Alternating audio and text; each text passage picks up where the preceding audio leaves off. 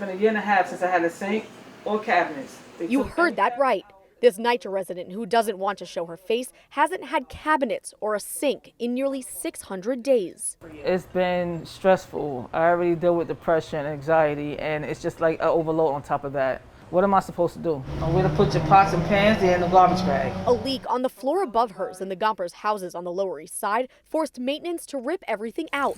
And the not-so-temporary slop sink they gave her just adds to the problem.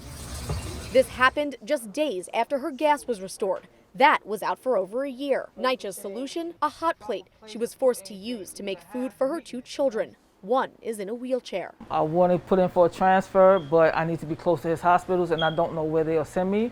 It's a struggle every day.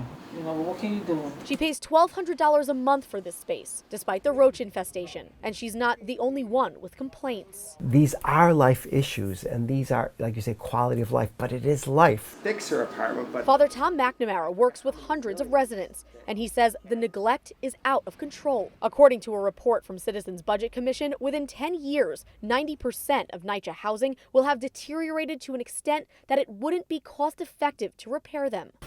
The resident we met today says the city has let her fall through the cracks, and she doesn't have faith any official could help her out. Things that's supposed to be changing with housing that they keep promising, but I'm not seeing any change. I don't have too much faith in the next mayor. Back in 2014, NYCHA lost a federal lawsuit that mandated it to fix any issues that violate federal health and safety regulations. and if that doesn't work, Father Edward Mason, who also advocates on behalf of residents, believes the problem may just be too vast. They weren't doing it, they can't do it. It's too large. But the agreement is still in place, so we're constantly now fighting, going back to the judge, going back to the federal attorneys.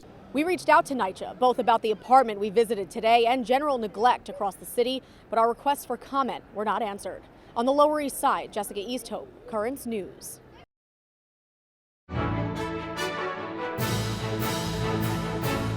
If you're watching Currents News on YouTube, be sure to hit the subscribe button and click on the bell to get updates to all of our newest content, because we are putting your faith in the news.